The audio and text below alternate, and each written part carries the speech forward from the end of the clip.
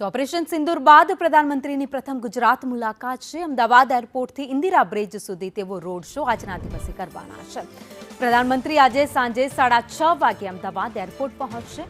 Road શોના રૂટને તિરંગા પટ્ટાઓથી સુશોભિત કરવામાં આવ્યો છે। એરપોર્ટ સર્કલ પર લાઇટિંગ સાથે એલઈડી સ્ક્રીન પણ મુકાઈ છે। રોડ શોના રૂટે બ્રહ્મોસ અને મિગ વિમાનની પણ પ્રતિકૃતિ મૂકવામાં આવી છે, જેણે ઓપરેશન સિંદૂરમાં મોટો ભાગ ભજવ્યો છે।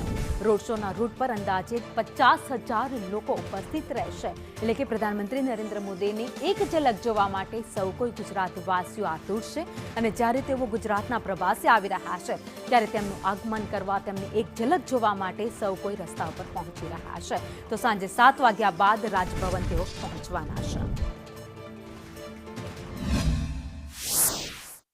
ઓપરેશન સિંદૂર અંતર્ગત પાકિસ્તાનને જડબાતોડ જવાબ આપ્યા બાદ વડાપ્રધાન નરેન્દ્ર મોદી જે છે પ્રથમ વખત ગુજરાત પ્રવાસે આવી રહ્યા છે। પોતાના માદરે વતન જ્યારે તેઓ આવી રહ્યા છે, ત્યારે જે ગુજરાત પ્રવાસ દરમિયાન તે અલગ અલગ શહેરમાં તેમના અલગ અલગ જે કાર્યક્રમોનું આયોજન છે તે કરવામાં આવ્યું છે, જેમાં ખાસ કરીને જે વડાપ્રધાન નરેન્દ્ર મોદી અમદાવાદમાં ભવ્ય રોડ શો યોજવાના છે।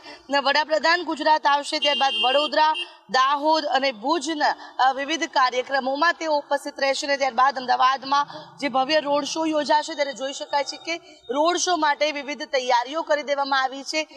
એરપોર્ટથી ઇન્દિરા સર્કલ અને ગાંધીનગર તેઓ જ્યારે જવાના છે, ત્યારે માર્ગ ઉપર અલગ અલગ જગ્યા પર આ પ્રકારે સ્ટેજ તૈયાર કરવામાં આવ્યા છે। ગઈકાલે અમદાવાદ શહેરમાં ભારે વરસાદ, જે ભારે પવનો ફૂંકાયા અને વરસાદ પડ્યો, ત્યારે સ્ટેજ જે છે તેને પણ વોટરપ્રૂફ તૈયાર કરવામાં આવ્યા છે।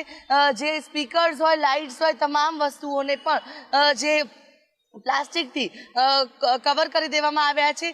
આજે સાંજે વડાપ્રધાન જે નરેન્દ્ર મોદી છે તેમનો ભવ્ય રોડ શો યોજાવાનો છે, ત્યારે અમદાવાદમાં યોજાનાર આ ભવ્ય રોડ શોની તમામ તૈયારીઓને આખરી ઓપ આપવામાં આવી રહ્યો છે, અને વરસાદનું વાતાવરણ હોવાથી તમામ તકેદારી પણ રાખવામાં આવી રહી છે। કેમેરા પર્સન મનીષ વાણિયા સાથે આયુષી યાજ્ઞિક, સંદેશ ન્યૂઝ, અમદાવાદ।